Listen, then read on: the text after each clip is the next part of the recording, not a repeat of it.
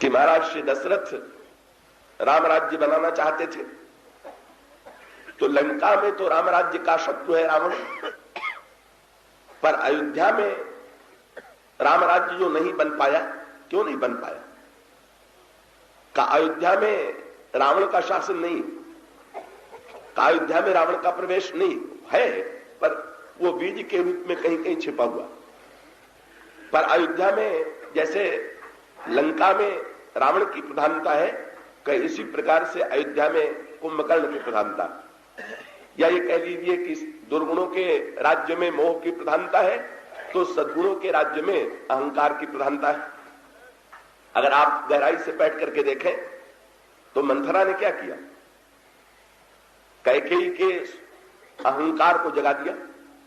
कैकेयी में अनेक सद्गुण थे, बड़ी धैर्यशालिनी थी, उनके अंतःकरण में शौर्य था, महाराज दशरथ के प्रति अनुराग था, श्री राम के प्रति उदारता थी, और वह उदारता इतनी थी कि चारों ओर यह ख्याति थी कि कैकेयी जी का हृदय इतना विशाल है कि उनके मन में सौतिया डाह नहीं, और अपने पुत्र की अपेक्षा भी कवे कौशल्या के पुत्र के प्रति अधिक प्रेम करती। और इस तरह से कैकेयी जी के सद्गुणों की चारों ओर सराहना हो रही थी। पर जहां सद्गुण होता है वहीं पर अहंकार का सबसे अधिक भय होता है। जहां व्यक्ति अपने गुणों की प्रशंसा सुनता है वहां उस व्यक्ति के जीवन में का अहंकार चैतन्य होकर के सक्रिय हो जाता है। और इसीलिए मंथरा ने कैकेयी जी के जीवन में वही अहम तो जगा दिया। कैकेयी से यही तो कहा कि आपसे बढ़कर के उदार हृदय वाला कौन होगा, आपके समान भोला भाला कौन होगा, आपके समान सरल कौन होगा। और कैकेयी जी ने उस प्रशंसा पर विश्वास कर लिया, और उस विश्वास कर लेने के पश्चात परिणाम क्या हुआ? कैकेयी जी के द्वारा श्री राम को वन भेज दिया गया कि इसका अभिप्राय यह है, इसका तात्पर्य यह है कि जहां मनुष्य के अंतःकरण में अहंकार आता है वहीं पर फूट की वृत्ति जो है काम करती है। और इसका अर्थ सीधी सी बात यह है कि मोह से प्रेरित व्यक्ति एकत्र हो सकता है, पर जहां अहंकार होगा वहां टकराहट होगी। तो मोह की भूमि पर स्वार्थ के आधार पर मिलन हो जाता है, पर जहां पर स्वार्थ की भूमि तो नहीं है, पर स्वार्थ की भूमि न होते हुए भी जहां पर प्रत्येक व्यक्ति अपना अपना अहंकार लिए बैठा है वहां पर मिलन नहीं होगा। और इसीलिए रावण पराजित था, रावण विजयी था, और इतने बड़े बड़े का महापुरुषों के होते हुए भी, इतने बड़े बड़े महापुरुषों का चरित्र होते हुए भी कई देवता परास्त थे, देवता पराजित थे। तब भगवान राम के चरित्र के द्वारा वो महान कार्य संपन्न होता क्या? और वो ये है कि दुर्गुणों का मिलन यद्यपि अधिक दिखाई देता है, पर वो स्वार्थ की भूमि पर होने के नाते बिखरते देर नहीं लगती। और गुणों का मिलन अहंकार के कारण नहीं हो पाता है, लेकिन अगर किसी प्रकार से अहंकार को मिटाया जा सके तो सद्गुणों का मिलन जब होगा तो निष्कामता की भूमि पर होगा। कृपया आप पूरी एकाग्रता से समझें। जब भी सद्गुणों का मिलन होगा तो सद्गुणों का मिलन जो है वो निष्कामता की भूमि पर होगा, इसलिए मिलन जो है अधिक सार्थक होगा, अधिक प्रभावशाली होगा। इन दोनों में अंतर यही। भगवान राम के अवतार से क्या हुआ आप विचार करके देखिए। भगवान श्री राम सबको मिलाने के लिए आए हुए, और अगर आप क्रम की दृष्टि से विचार करके देखेंगे तो भगवान राम को केंद्र बना करके जब तक अहंकार को केंद्र बना करके सद्गुण एकत्र होंगे तब तक लड़ेंगे, और जब ईश्वर को केंद्र बना करके सद्गुण एकत्र होंगे तो मिलेंगे। और इसका अभिप्राय क्या कि संसार में जितने व्यक्ति हैं उन व्यक्तियों के जीवन में कि जहां एक अहंकारी व्यक्ति के जीवन में एक गुण होगा तो दूसरा गुण नहीं होगा, पर सारे गुण कहां एकत्र होकर के झगड़ा नहीं करते हैं? तो एक ही उत्तर है क्या कि ईश्वर ही ऐसा है कि जिसमें समस्त गुण, और समस्त गुण ही नहीं, एक शब्द और कहा गया, श्री वल्लभाचार्य जी महाराज ने कहा भगवान की विशेषता क्या है? तो एक वाक्य कहा गया कि अखिल विरुद्ध धर्मास, जो परस्पर विरोधी गुण हैं वे भी भगवान में एक साथ निवास करते हैं। तो भगवान राम के अवतार के द्वारा क्या हुआ कि जो गुण एकत्र नहीं हो पा रहे थे भगवान राम के अवतार को केंद्र बना करके, कई ईश्वर को केंद्र बना करके कब एकत्र हो जाते हैं। और ये बहुत बड़ा महत्वपूर्ण अंतर है। अहंकार को केंद्र बना करके गुणों को एकत्र करना और बात है, और ईश्वर को केंद्र बना करके गुणों को एकत्र करना और बात है। इसीलिए गोस्वामी जी से किसी ने कहा कि एक व्यक्ति इतना, उसमें अनेक गुण है। गोस्वामी जी ने कहा कितने गुण होंगे? तो उसने कहा कई गुण है। गोस्वामी जी ने कहा अच्छा तुम एक ऐसे व्यक्ति की कल्पना करो कि जिसमें इतने गुण एक साथ आ गए। कौन से? तो गोस्वामी जी कवितावली रामायण में कल्पना करते हैं, काम स्वरूप, काम के समान सुंदरता हो, और प्रताप दिनेश सो, और सूर्य के समान तो प्रताप। काम स्वरूप प्रताप दिनेश सो, और सोम सो शील गणेश सो माने। चंद्रमा के समान शीलवान हो और गणेश के समान संसार में उसकी पूजा हो रही है। और हरिचंद्र सो दानी, हरिश्चंद्र के समान दानी हो, और बड़ो विधि सो, ब्रह्मा से भी बड़प्पन में आगे हो, और मघवा सो महीप, विषय सुख सामे, इंद्र जैसा स्वर्ग के भोगों से संपन्न हो। किसी ने कहा महाराज इतने गुण एक व्यक्ति में कहां मिलेंगे? उन्होंने कहा अभी और सुनो, इतने से रुक मत जाओ। सुखते मुनि, साक्षात सुखदेव जी के समान मुनि भी हो। और वक्ता कितना बड़ा हो? कसुकते मुनि सारदते वक्ता, सरस्वती के समान भाषण देने की कला में निपुण हो। सुखते मुनि सारदते वक्ता, और आयु कितनी लंबी हो? कचिर जीवन लोमसते अधिकाने। किसी ने कहा कि महाराज इतना गुण जिसमें होगा उससे महान और क्या हो सकता है? वो स्वामी जी ने तुरंत कहा, अरे एते भय तो कहा तुलसी, जो पे जानकी जीवन राम ने जाने। इतना एकत्र हो जाने के गुण, इन गुणों के एकत्र हो जाने के बाद भी अगर जानकी जीवन राम को नहीं उसने जाना, अगर उसके जीवन में ईश्वर का आगमन नहीं हुआ, तो मेरी दृष्टि में इनकी कोई सार्थकता नहीं। और इसका अर्थ क्या है? इसका तात्पर्य क्या है?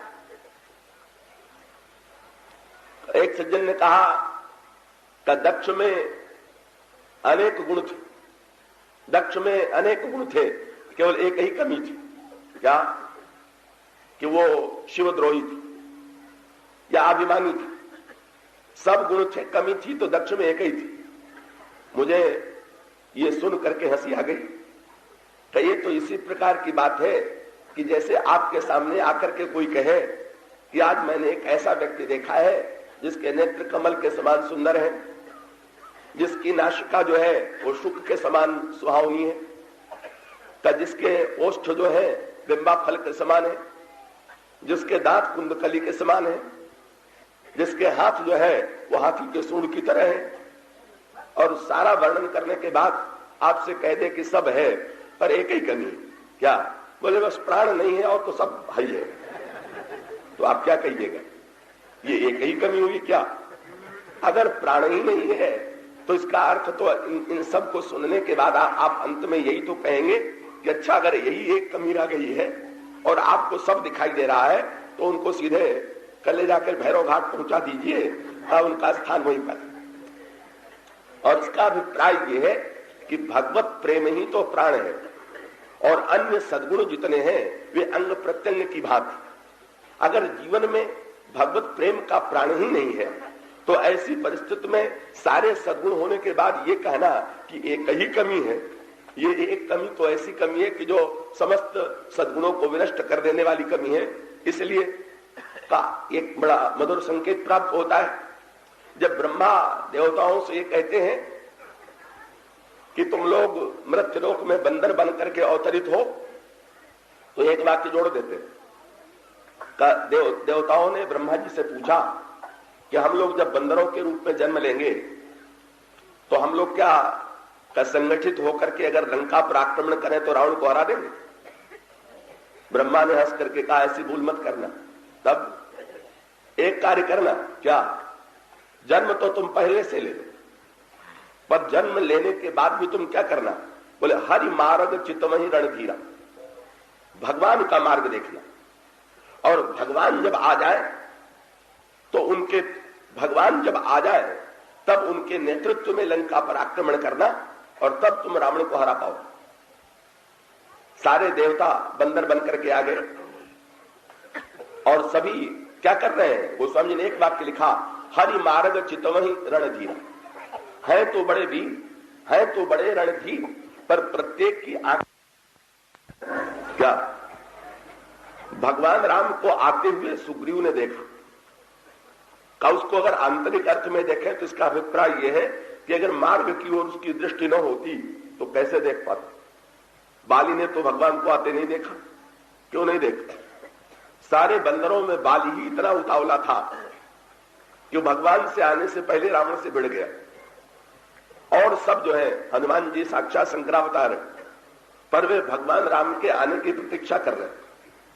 और ये इंद्र के अंश से जो उत्पन्न बाली है, ये इतना उतावला हो गया कि उसने भगवान राम के आने से पहले रावण को हरा दिया। और फिर बड़े गर्व से सारे संसार को ये दिखलाता फिरा कि मैं कितना बलवान हूं कि मैंने तो रावण को हरा दिया। इसका अर्थ क्या हुआ? बाली ने ये उतावलापन जो दिखाया, क्या ये भी तो कह सकते हैं ना कि अंत में उतावलेपन से क्या हुआ? क्या रावण को हरा तो दिया, पर रावण को हरा देने का फल क्या हुआ? कि भगवान राम ने रावण को पहले बाद में मारा, बाली को उससे भी पहले मारा। ये बाली को क्यों मारा? बाली ने भगवान की प्रतीक्षा क्यों नहीं किया? बाली को यह लगा कि अगर हम भगवान का मार्ग देखते रहेंगे और भगवान राम आकर के लंका पर आक्रमण करेंगे और उनके नेतृत्व में हम लोग लंका पर अभियान करेंगे तो युद्ध जीतने का श्रेय जो है वो श्री राम को मिलेगा, हमें थोड़ी मिलेगा। अधिकार की बात। इसलिए बिना सेना के, बिना श्री राम के आए अगर अकेले हम रावण को हरा दें तो लोग ये समझ लेंगे कि भले ही इंद्र के रूप में मैं रावण से हारता रहा हूं, पर मैंने कम से कम जीत लिया, बदला ले लिया। और उसका अभिप्राय क्या? इंद्र के चरित्र में ये जो अहंकार का तत्व है बाली के रूप में, का अहंकार से प्रेरित सफलता, अहंकार के द्वारा दुर्गुणों पर विजय, रावण की पराजय, इस पराजय की सार्थकता कुछ नहीं है। अंत तो गत्वा का भगवान पुण्याभिमान का विनाश पहले करते हैं और पाप का विनाश बाद में करते हैं। पाप का प्रतीक रावण है, मोह का प्रतीक रावण है, पर रावण बाली जो है अहंकार का रूप। इसीलिए बाली ने तो भगवान को उलाहना दिया ना। जब भगवान राम ने बाली पर बाण का प्रहार किया तो बाली ने बाण लगने पर भगवान राम को उलाहना दिया। क्या बोले? धर्म हेतु अवतरे गोसाई। महाराज, आप तो धर्म की रक्षा के लिए आए थे, आप राक्षसों पर प्रहार करते तो समझ में आता, लेकिन पहले मैं ही प्रहार करने के लिए आपको मिला। और आपने मारा भी तो व्याध की तरह मारा। और साथ साथ एक प्रश्न ये भी कर दिया, और बड़ा तात्विक प्रश्न है, उसको केवल बाली और सुग्रीव के संदर्भ में मत देखिए। बाली भी सद्गुण का प्रतीक है और सुग्रीव भी सद्गुण का प्रतीक है। अगर बाली इंद्र का पुत्र है तो इंद्र पुण्य जब कोई व्यक्ति करता है, जब कोई 100 अश्वमेध यज्ञ करता है तब उसे इंद्र का पद प्राप्त होता है। तो महान पुण्य का प्रतीक है बाली, इंद्र। और दूसरी ओर सुग्रीव जो है सूर्य के पुत्र है। सूर्य जो है प्रकाश है, ज्ञान का चिन्ह है। तो इस तरह से ज्ञान और पुण्य सगे भाई, बहुत ठीक समझ में आने वाली बात। सुग्रीव और बाली सगे भाई हैं, ये कोई उसी समय नहीं था, ये तो हमारे आपके जीवन में भी। तो पुण्य और ज्ञान को सगे भाई होना चाहिए। व्यक्ति समझेगा नहीं तो पुण्य क्या करेगा, और जहां पर पुण्य करेगा वहां ज्ञान होगा।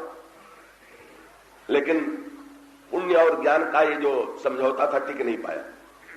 क्यों नहीं टिक पाया? अब इसमें सांकेतिक अर्थ ये है कि बड़ा भाई कौन? तो बाली समझता है बड़ा भाई मैं और सुग्रीव मेरा छोटा भाई, दिखाई यही देता है। कृपया आप पूरी तन्मयता से समझेंगे इसे। और इसका अर्थ क्या हुआ कि पुण्य को बड़ा होना चाहिए कि ज्ञान को बड़ा होना चाहिए? तो पुण्य ये समझ लेता है कि हम बड़े, लेकिन सत्य ये है कि वास्तविक बड़प्पन जो है वो ज्ञान में है। ज्ञान पुण्य की अपेक्षा बड़ा है। लेकिन पुण्य जब अपने आप को बड़ा मानता है तो इसका अभिप्राय कि अभिमान के कारण उसमें बड़प्पन का उदय होता है। और जब पुण्य अपने को बड़ा मान करके ज्ञान की अवहेलना करता है और ज्ञान को जीवन से निकाल बाहर करता। सुग्रीव को बाली ने भगा दिया। तो इसका अर्थ क्या हुआ कि जब व्यक्ति पुण्य में अभिमान का उदय होगा तो पुण्य और कर्म का अभिमान जिस व्यक्ति में उदित होता है वो ज्ञान का तिरस्कार किए बिना नहीं रहता। और ज्ञान की विशेषता क्या है? ज्ञान माने जहां एको नहीं, ज्ञान माने जहां अभिमान का अभाव। और पुण्य में सबसे बड़ा डर काहे का? अभिमान का ही सबसे बड़ा डर है। और सुग्रीव और बाली के चरित्र पर आप विचार करके देखिए तो सबसे बड़ा अंतर यही आप पाएंगे। क्या भगवान राम ने यही कहा। बाली ने जब पूछ दिया आपने धर्म की रक्षा के लिए अवतार लिया तो मुझे क्यों मारा? धर्म की रक्षा के लिए अवतार लेने वाला पुण्य पर ही पहले प्रहार करे, यही आपकी यात्रा का लक्ष्य है क्या? और दूसरा प्रश्न ये था कि महाराज आपने व्यवहार भी अनोखा किया। क्या? बोले मैं बैरी सुग्रीव प्यारा। आपने मुझमें और सुग्रीव में भेद क्यों किया? आपने एक का पक्ष क्यों लिया और एक को दंड क्यों दिया? और तब आप देखा आप पढ़िए ध्यान से भगवान ने क्या उत्तर दिया। भगवान राम ने तुरंत कहा कि तुम में और सुग्रीव में एक अंतर है और उसी अंतर के कारण भगवान ने कहा पहली बात तो यह है कि तुम अगर पुण्य के प्रतीक थे तो तुम पुण्य पर स्थिर नहीं रहे। पुण्य जब पाप के रूप में बदल जाए तो पुण्यात्मा अगर पाप कर्म का आश्रय ले तो तब क्या? उसका अभिप्राय है कि विष तो विष ही है, पर दूध अगर विकृत होकर के जहरीला हो जाए तो क्या ये समझ करके उसको नाली में न बहावे कि बड़ा पवित्र दूध है? तो नहीं, अगर दूध विषैला हो गया है तो जैसे विष को फेंक देने में संकोच नहीं होता है का उसी प्रकार से उस दूध को भी फेंक देने में संकोच नहीं होना चाहिए। भगवान ने कह दिया तुम पुण्य के प्रतीक होकर के भी पुण्य पर स्थिर नहीं रहे। क्यों? बोले अनुज बधू भगिनी सुतनारी 69 कन्या समय चारी इन्हीं कुदृष्टि विलोकई जोई ताही बधे कछु पाप न होई। कबाली कह सकता है कि महाराज तो क्या आपने केवल मेरे पाप का दंड दिया? भगवान ने कहा पाप भी दो प्रकार का। क्या? बोले एक तो पाप अनजाने में वासना और अभ्यास के कारण होगा और दूसरा पाप जो है व्यक्ति जानबूझ करके अहंकार पूर्वक करे। भगवान ने कहा बस तुम्हें मैंने इसलिए मारा और सुग्रीव का मैंने पक्ष इसलिए लिया। क्यों? भगवान एक वाक्य कहते हैं मूढ़ तो ही अतिशय अभिमाना। तुम पुण्य के प्रतीक हो सकते हो पर पुण्य के प्रतीक के साथ साथ तुम में अभिमान है और तुम पुण्य में हो करके भी तुमने पाप का आचरण किया और उतने के बाद भी तुमने अहंकार किया। और भगवान ने कहा इतना ही नहीं, भगवान राम ने बाली से कहा कि मूर्ख तूने पत्नी का उपदेश नहीं सुना। तो बाली कह सकता है कि महाराज जी तो मेरे घर की बात है कि हम पत्नी की बात सुने कि न माने, सुने कि न सुने, इसमें आपको क्या आपत्ति है? भगवान ने कहा बात पत्नी तक की थोड़ी। तब बोले मम भुज बल आश्रित ते ही जानी और मारा चाहसी अधम अभिमानी। तू इतना अधम अभिमानी है कि तू जानता था कि सुग्रीव मेरी शरण में आ चुका है लेकिन तूने उसका वध करना चाहा। और इसका अर्थ क्या हुआ कि साक्षात पुण्य ही क्यों न हो पर जब पुण्य में अभिमान का उदय होगा और ईश्वर की अवहेलना करेगा तो ऐसा पुण्य जो है दंडनीय है, विनष्ट कर देने योग्य है। और भगवान श्री राम ने बाली को दंड दे करके इसी को सिद्ध किया। पर बाली को विनष्ट करना भगवान का लक्ष्य नहीं था। क्यों? इसमें कभी कभी बड़ा धोखा हो जाता है ना। महात्मा गांधी के जीवन का एक बड़ा सुंदर संस्मरण मुझे याद आता है। किसी महिला ने उनको लिखा कि महाराज मैंने भजन करना छोड़ दिया और उसका कारण लिखा कि भजन में तो पाखंड नहीं होना चाहिए, जब मन लगे तो ही भजन करना चाहिए और बिना मन के माला लेकर के बैठ गए तो इसका अर्थ है कि पाखंड हो रहा है, इसलिए मैंने भजन का परित्याग कर दिया कि जिससे पाखंड न हो। महात्मा गांधी ने इसका बड़ा सुंदर उत्तर दिया। उन्होंने लिखा कि देवी भजन में मन नहीं लगता है, दिखावा होने से पाखंड होता है, तो पाखंड छोड़ना चाहिए कि आपने भजन ही छोड़ दिया। ये तो आपने अनोखा कार्य किया। और इसका अर्थ ये हुआ कि अगर कोई व्यक्ति कहे कि पुण्य करने से अभिमान होता है, बड़ा अच्छा पता चल गया, दान देने से अहंकार होता है पता चल गया, तो चलो अब कल से हम दान नहीं देंगे, पुण्य नहीं करेंगे क्योंकि अभिमान कौन बुलावे। नहीं, ये अर्थ नहीं। दान और पुण्य मत छोड़ दीजिए, अभिमान छोड़िए। और यही दिखाई दिया। क्या? ज्यों ही बाली जो है ईश्वराश्रित हुआ, जो ही बाली ने ईश्वर की शरणागति ग्रहण किया और बाली ने तुरंत कहा, बाली ने अंतिम में हारते हारते जो बात कही, और यही पुण्य का अंतिम चरम फल है। कहिए जो पुण्य का चरम अंतिम फल है, तब पुण्य का जो ये चरम अंतिम फल है, का इस चरम अंतिम फल पर विचार कीजिए क्या हुआ।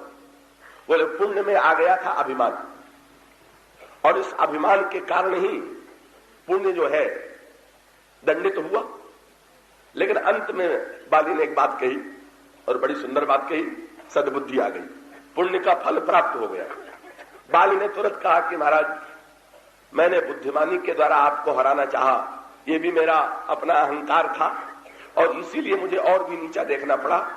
लेकिन महाराज आपसे एक ही सवाल मैं करता हूं, क्या? बाली ने कहा, महाराज सुनहु राम स्वामी सन चलन चातुरी मोड़, पर प्रभु अजहू में पापी अंत काल गति तोड़। आपका दर्शन हो जाने के बाद भी पाप शेष रह जाता है क्या? आपके सन्मुख आने से तो मैंने सुना था कि कोटि कोटि जन्मों के पाप नष्ट हो जाते हैं, तो क्या मेरा पाप इतना शक्तिशाली है कि आपके सामने आने पर भी वो बना रहा? क्या भगवान राम ने जो ही ये वाक्य सुना, क्या हुआ? यही है रामायण का दर्शन। महात्मा गांधी ने जो उत्तर दिया था उसका मूल केंद्र आप यही पाएंगे। भगवान राम बाली को नहीं मिटाना चाहते, और इसका अर्थ है कि पुण्य को नहीं मारना, तब पुण्य में जो आया हुआ अभिमान है उसे मारना।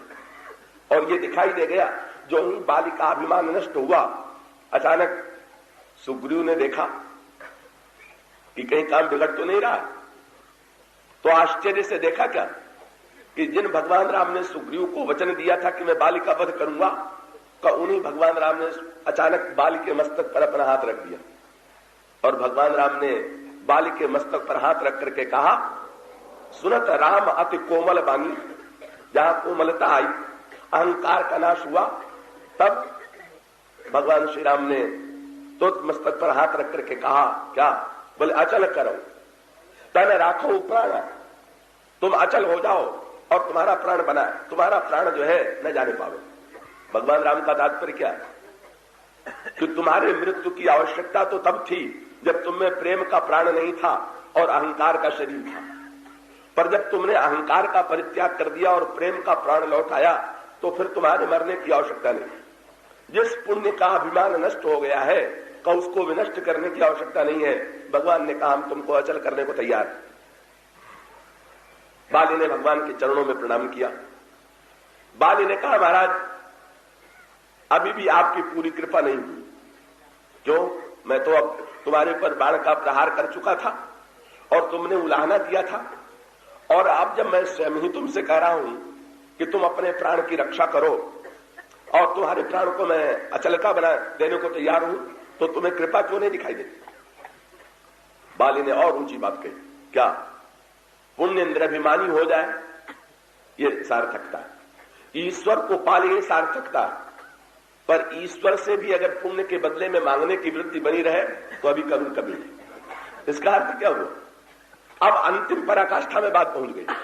अगर बाली स्वीकार कर लेता कि हम जीवित रहे, तो इसका अभिप्राय यह है कि बाली में अभी सकामता बनी हुई, और पुण्य में जब निष्कामता आ जाए और अहंकार का अभाव हो जाए, ये दो बातें होनी चाहिए।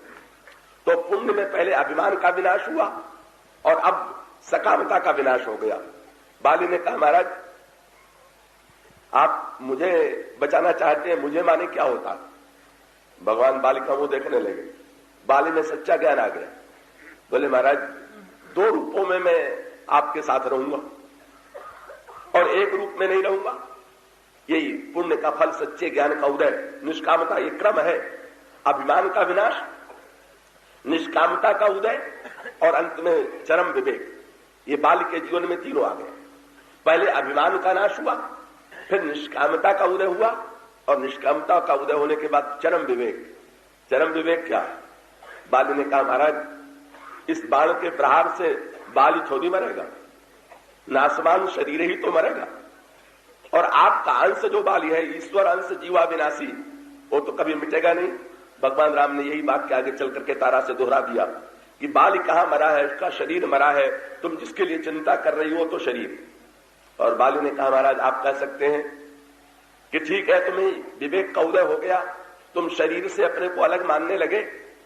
बाली ने भगवान से यही कहा, बोले महाराज मोहि जानी अति अभिमान, कहीं न कहीं आपको लगता होगा कि शायद मेरा रजोगुणी तमोगुणी अधम अभिमान चला गया, पर अभी सात्विक अभिमान बना हुआ है, इसीलिए शायद आप मुझसे कह रहे हैं कि प्रभु कहो राखु शरीर ही।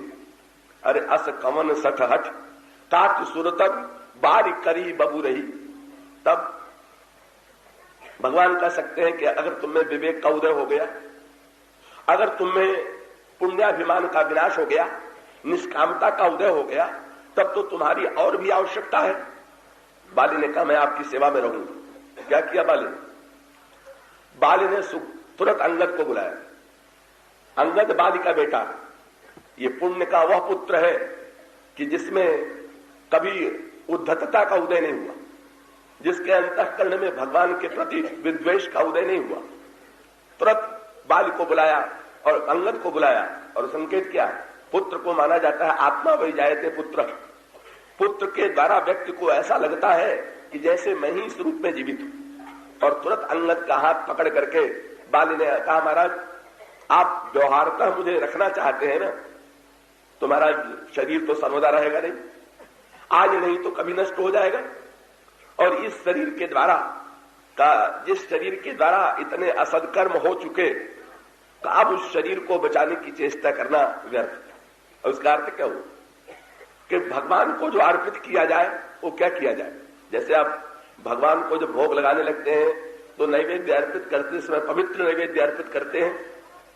वर्णन आता है बड़ा सांकेतिक प्रसंग, जब महाभारत का युद्ध समाप्त हुआ तो विद्वान मुनियों से युधिष्ठिर ने पूछा कि युद्ध में जो पाप हुए हैं उनको नष्ट करने के लिए क्या उपाय। और मुनियों ने कहा कि यज्ञ कीजिए। सो युधिष्ठिर ने निर्णय किया कि यज्ञ करें। सबसे पहले भगवान का ही ध्यान उनको आता है, वो ही आया। और भीमसेन से उन्होंने कहा कि जाकर के भगवान को निमंत्रण दे आइए और उनकी अनुमति ले आइए। जब भीमसेन भगवान के पास पहुंचे तो भगवान ने भीमसेन का स्वागत किया और पूछा भीम कैसे आए। भीम ने कहा महाराज हमारे बड़े भ्राता महाराज युधिष्ठिर यज्ञ करना चाहते हैं, आपकी आज्ञा आपकी कृपा प्राप्त करने के लिए आए हैं और आपको निमंत्रण देने भी आए। तो भगवान ने हंस करके कहा कि भीम युधिष्ठिर से जाकर के कह देना कि इस झंझट में क्यों पड़ते हैं, अगर युद्ध में पाप हुआ है तो उसी को मिटाने के लिए तो यज्ञ करना चाहते हैं ना।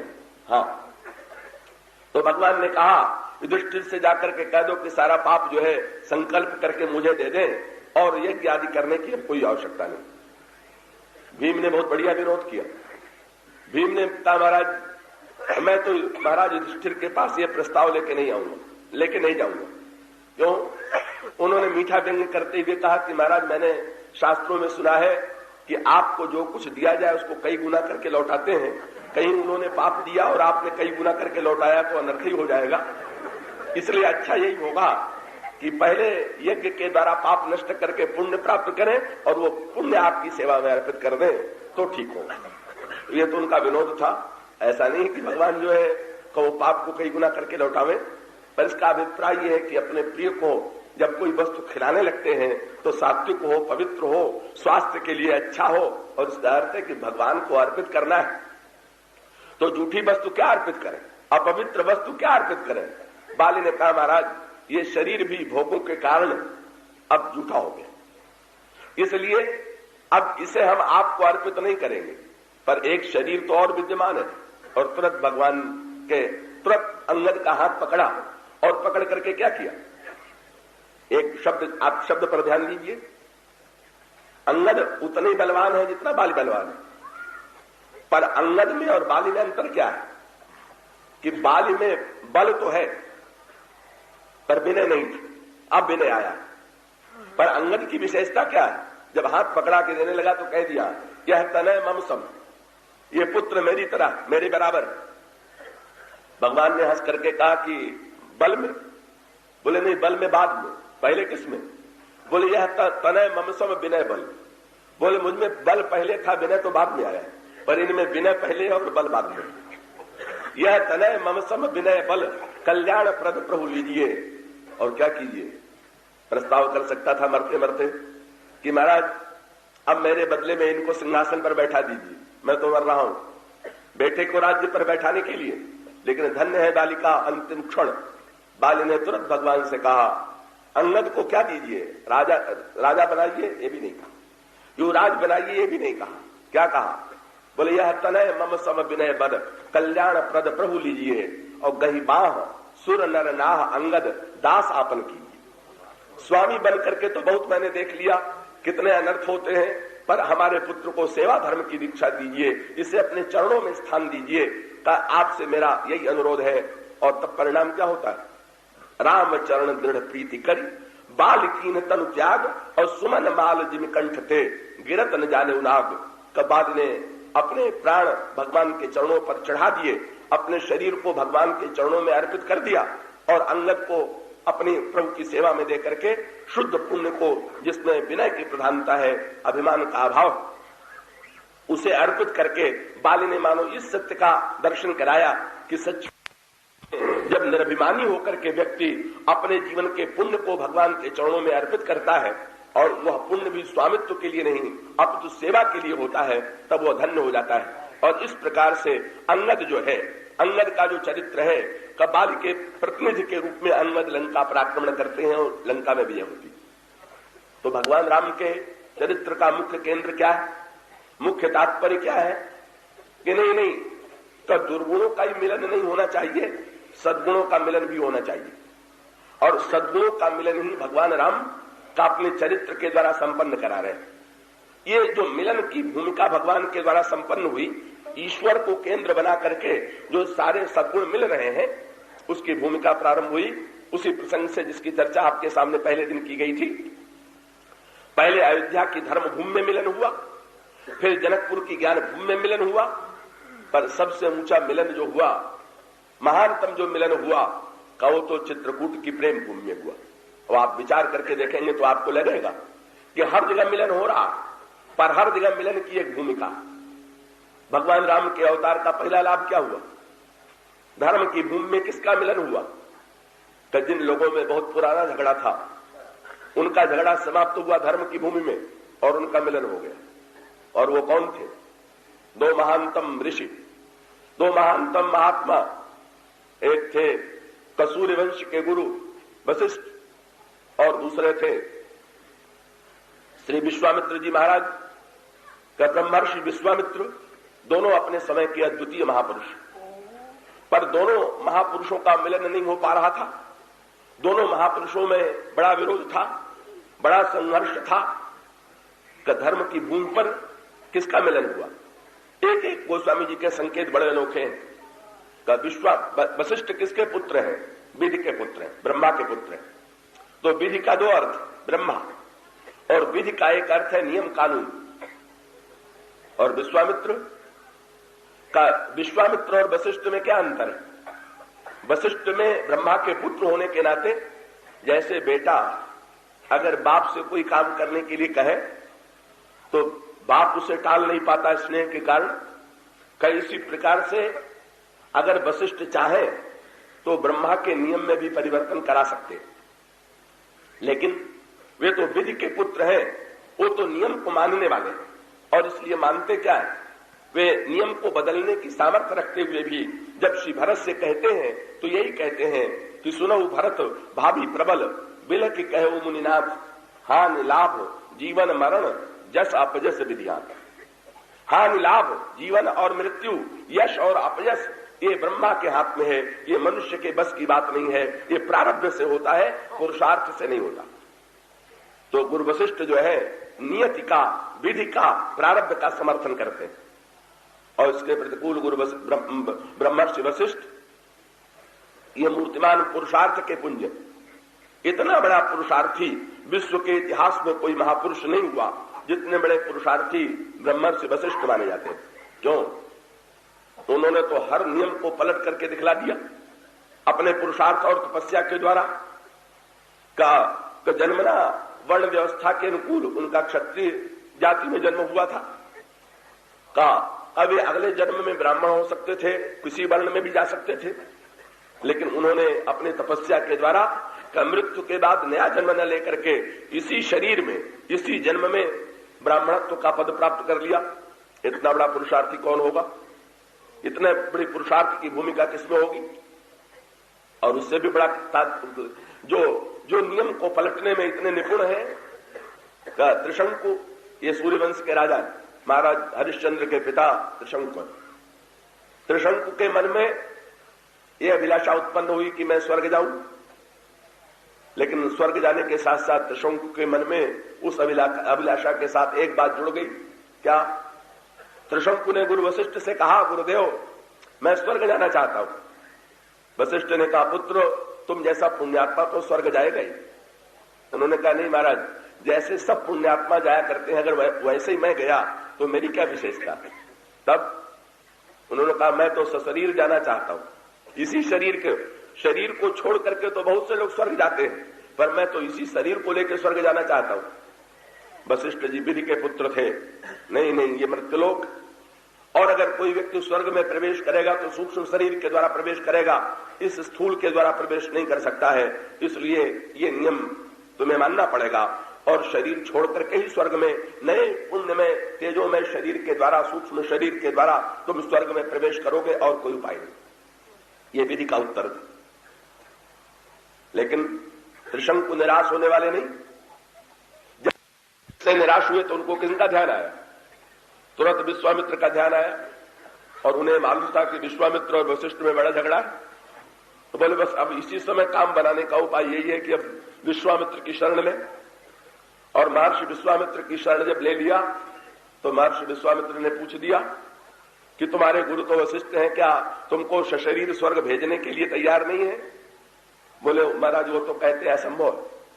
तो विश्वामित्र ने कहा, तो मैं संभव करके दिखला दूंगा। इतने अनोखे महापुरुष कि उन्होंने मृत्युलोक का नियम पलट करके त्रिशंकु को सशरीर स्वर्ग में भेज दिया।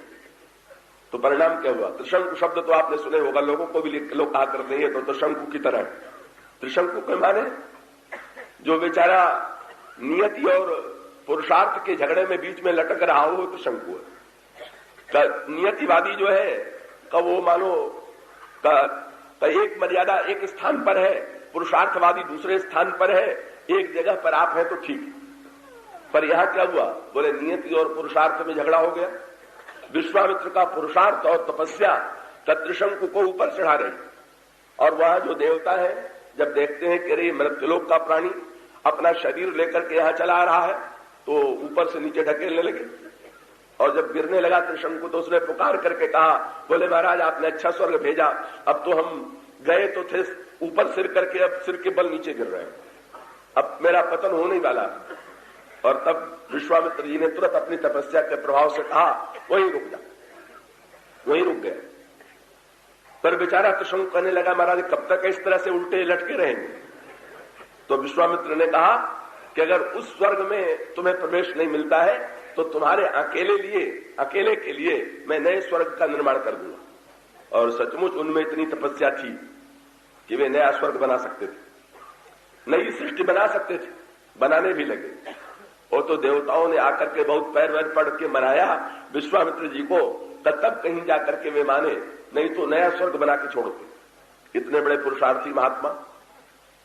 तो पुरुषार्थ जीवन में चाहिए कि प्रारब्ध जीवन में चाहिए? हम नियतिवादी बने कि हम पुरुषार्थवादी बने? तो अगर दोनों लड़ते रहेंगे तो परिणाम क्या होगा? कि दोनों की लड़ाई में व्यक्ति बेचारा जो है त्रिशंकु की तरह का उल्टे सीधे लटकते ही रह जाएगा, न इधर जा पाएगा न उधर जा पाएगा। तब दोनों में समझौता होना चाहिए, दोनों में मिलन होना चाहिए। और तब ये मिलन किसने कराया? भगवान राम के अवतार में। और उसका अर्थ क्या हुआ कि अगर कोई पूछे, अगर कोई प्रश्न करे कि भाई आप नियतिवादी हैं कि पुरुषार्थवादी, तो सच्चा धर्म यही है कि ये कह दीजिए कि हम तो ईश्वरवादी हैं, न नियतिवादी न पुरुषार्थवादी। और इसका अर्थ ये है कि ईश्वर जो है का दोनों के, उन दोनों का संचालक कौन है? का नियति का भी नियंता जो है ईश्वर है, और पुरुषार्थ के लिए जो शक्ति देगा वो कौन देगा? आप पुरुषार्थ जो करेंगे पुरुषार्थ करने के लिए भी तो सामर्थ्य चाहिए, तपस्या के लिए भी तो सामर्थ्य चाहिए। और अगर ये सामर्थ्य अगर आप विचार करके देखें तो इसको सामर्थ्य देने वाला भी ईश्वर ही। और इसका अर्थ क्या है कि दोनों का केंद्र जो है, लगता तो यह है कि दोनों लड़ रहे हैं, पर इन दोनों की लड़ाई तभी तक दिखाई देती है जब तक ईश्वर की ओर ध्यान नहीं जाता। और जहां ईश्वर की ओर ध्यान चला जाता है, पता चल जाता है कि नहीं भाई, गोस्वामी जी ने कहा ना, काल कर्म गति अगति जीव की सब हरि हाथ तुम्हारे। महाराज सारा खेल तो आपके हाथ में है, ये जितनी बाजी है ये सब आपकी फैलाई हुई है। आप एक ओर प्रारब्ध का खेल कर देते हैं और दूसरी ओर आप पुरुषार्थ का खेल कर देते हैं। यही खेल तो चल रहा। इसलिए आप देखेंगे कि भगवान शंकर के चरित्र में यही समन्वय आपको मिलेगा। सती जी के हृदय में मोह हुआ तो मोह मिटाने के लिए शंकर जी चेष्टा करते हैं, पर प्रयास करने के बाद भी, पुरुषार्थ करने के बाद भी शंकर जैसा समझाने वाला, भगवान शंकर जैसा महान साक्षात ईश्वर, और वो सती जी को समझा रहा है और सती जी के समझ में नहीं आ रहा। क्या लगा? गोस्वामी जी ने कहा, शंकर जी ने निर्णय कर लिया। क्या निर्णय किया? बोले अच्छा, जो होना होगा का वही होगा, और इसका अर्थ है प्रारब्धवादी। पहले पुरुषार्थ किया, कब बाद में चले गए, जो होना होगा होगा। लेकिन सच में विचार करके देखिए तो शंकर जी कहां पहुंचे? बोले ना प्रारब्ध न पुरुषार्थ। शंकर जी का जो एक वाक्य है वही समझने योग्य है। क्या? वो स्वामी जी ने कहा, होई है सोई जो राम रचि राखी। काहे को हम चक्कर में पड़े? श्री राम ही दोनों के नियंता है, जैसा वो समझेंगे वैसा करेंगे। और यही श्री राम को केंद्र बनाने से मिलन हुआ करता। और आप देखेंगे सचमुच भगवान राम का अवतार हुआ अयोध्या के धर्म भूमि में, और इसी धर्म भूमि में का वशिष्ठ और विश्वामित्र ऐसे मिले, ऐसा बढ़िया मिलन हुआ कि पहले भी कभी कभी मिलते थे, पर या तो विवाद में मिलते थे या मिलते थे तो तब भी मन में कोई न कोई भाव बना रहता था। लेकिन ऐसा बढ़िया मिलन हुआ कि फिर उस मिलन के बाद कभी वियोग नहीं हुआ, दोनों में दूरी नहीं आई, दोनों में विरोध नहीं हुआ। और भगवान राम से अगर कोई पूछ दे कि आप प्रारब्ध के समर्थक हैं कि पुरुषार्थ, तो भगवान राम कितने कौतुकी हैं। बोले उन्होंने दोनों को समान पद दे दिया। क्या? दोनों को गुरु ही बनाया। बोले एक को भी छोटा पद मिलेगा तो लोग समझ लेंगे कि यही श्रेष्ठ है। बोले नहीं, दोनों श्रेष्ठ हैं, और दोनों श्रेष्ठ हैं और दोनों को समान पद प्राप्त है, दोनों मिलाने वाले। और इसका अर्थ क्या हुआ? बोले जब तक अयोध्या की भूमिका है तब तक गुरु वशिष्ठ की प्रधानता, पर जब पुरुषार्थ की भूमिका प्रारंभ होगी तो विश्वामित्र की प्रधानता लोक मंगल के लिए। और इन दोनों का समन्वय अपेक्षित है। परिणाम क्या हुआ? का वशिष्ठ और विश्वामित्र के मिलन के माध्यम से धर्म भूमि की महान भूमिका संपन्न हुई। वशिष्ठ और विश्वामित्र जी का झगड़ा समाप्त हो गया। और अब पहले भी इसी वंश के एक राजा के लिए स्वर्ग निर्माण करने का प्रयास विश्वामित्र ने किया था, पर स्वर्ग निर्माण करते समय भी मन में वृत्ति यह थी कि वशिष्ठ को नीचा दिखलाना है कि जो काम तुम नहीं कर पाए हमने करके दिखा दिया। पर जब दोनों गुरु मिल गए तब क्या हुआ? बोले अब एक को स्वर्ग नहीं भेजना। तब बोले सारे संसार के जीवों के लिए राम राज्य के रूप में स्वर्ग को यहीं उतार देना है। स्वर्ग की अपेक्षा भी कोटि गुणित श्रेष्ठ जो भगवान राम का राज्य है, बोले स्वर्ग यहीं उतर आवे और वो स्वर्ग प्रत्येक व्यक्ति को प्राप्त हो, केवल त्रिशंकु कोई न मिले। ये महानतम कार्य जो है संपन्न कब हुआ? तो ये महानतम कार्य तब संपन्न हुआ जब वशिष्ठ और विश्वामित्र का मिलन हुआ। अब भगवान राम को गुरु वशिष्ठ ने अस्त्र और शस्त्र और शास्त्र दोनों की शिक्षा दिया, पर भगवान राम को आगे लाने का कार्य जो है वो महर्षि विश्वामित्र के द्वारा संपन्न होता है। वशिष्ठ जी के मन में ये बात नहीं आती है कि शिक्षा तो मैंने दिया और सामने लाने का श्रेय इनको प्राप्त हो जाए। नहीं, बड़ी प्रसन्नता से दशरथ जी से अनुरोध करते हैं और श्री राम को दिलवा देते हैं, और तब ये महान मिलन संपन्न हो गया। ये धर्म भूमि का मिलन। और इसके पश्चात फिर जनकपुर में मिलन हुआ, ज्ञान भूमि का मिलन। यहां तो ऐसा मिलन का खेल प्रारंभ हुआ कि वो तो विश्वामित्र जी के साथ जो ही भगवान राम चले मिलन प्रारंभ हो गया। किसका? बोले पहले तो अहिल्या और गौतम का मिलन हो गया, और अहिल्या और गौतम का मिलन होने के पश्चात फिर जनकपुर की ज्ञान भूमि में एक अद्भुत मिलन